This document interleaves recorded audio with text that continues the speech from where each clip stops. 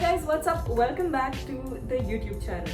Today I have an informational video for you all that I'm going to try to keep as short and simple as possible, and we're going to be covering the topic of gluten and whether a gluten-free diet is really one that you need to go for. So I hope that you guys learn something from this video and take something back at the end of it. If you do, please be sure to like the video, share it with your friends and family, subscribe to the channel if you haven't already, and hit the bell button so you get notified every time I upload a new video.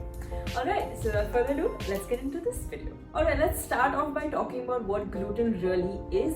So gluten is a kind of protein that is found in wheat, barley, rye, okay? And wheat actually makes up like a huge portion of our diets globally, not just in India but worldwide. You may have noticed that over the last few years, gluten has suddenly started becoming very popular. You see this word a lot on various food packages. So over the last few years, the gluten-free diet is something that has risen to popularity, and the problem over here is that people have started relating a gluten-free diet to being healthy, and if you consume anything with gluten in it, it means that it's unhealthy for you. So I'm here to help you all out with that doubt a little bit. Let's really understand who can eat gluten and who should avoid it. Alright, so the most severe form of gluten intolerance is exhibited by a condition known as celiac disease, which is an autoimmune disorder, which means your body reacts violently to the consumption of gluten. Now, funny story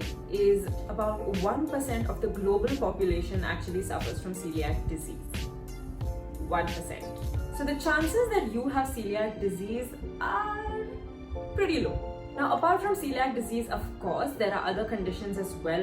One is known as non-celiac gluten sensitivity. Now, this is actually, you hear a lot of people saying, oh, when I eat, certain wheat products, I feel like I have stomach pain, I suffer from diarrhea, I'm very bloated, things like this. So there are a lot of people who experience discomfort after consuming certain foods, and they generally link it to gluten. So instantly they think, I need to go on a gluten-free diet. There's an increasing number of people who are sort of self-diagnosing themselves as gluten intolerant, and this may not necessarily be true.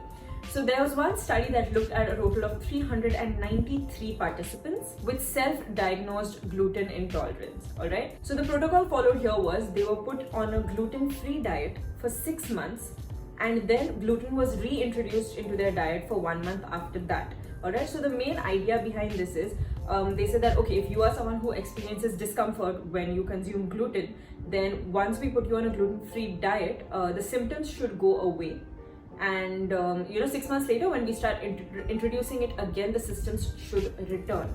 Correct? So in this particular study, the findings revealed that 26 of them were suffering from celiac disease, 2 of them had a wheat allergy, and 27 more had gluten sensitivity. Alright, so that means 55 out of 393 participants had some sort of a problem with gluten.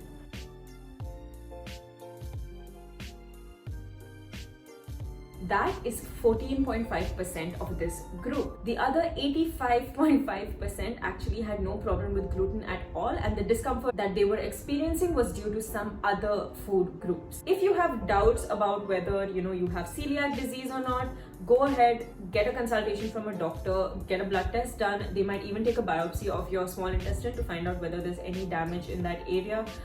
If they do rule out celiac disease, if they say that you do not have celiac disease, just simply to check for gluten sensitivity, the simplest approach would be to follow the one done in this study, wherein for a few weeks you go on a gluten-free diet, see whether that helps you, does it make you feel better, does it make these symptoms go away, and then after a few weeks start incorporating gluten again into your diet and see whether the symptoms return. If they do, then it will be pointing to some kind of an issue with gluten itself, but if they don't come back, then you might have to look into some other food groups, some other allergies that you might have that are causing your body to react in this way. So the gluten-free diet has suddenly become a very popular one, and the products that I've seen labeled as gluten-free are rather expensive as well. So I just want you guys to be 100% sure before you sort of just jump onto the bandwagon and go adopt a lifestyle or a diet that you don't really need to at all.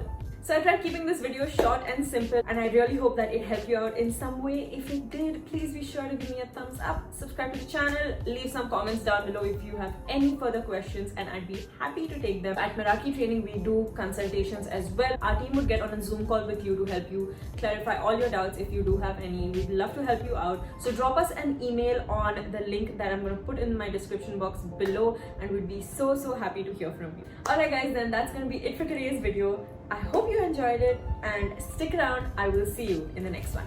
Bye!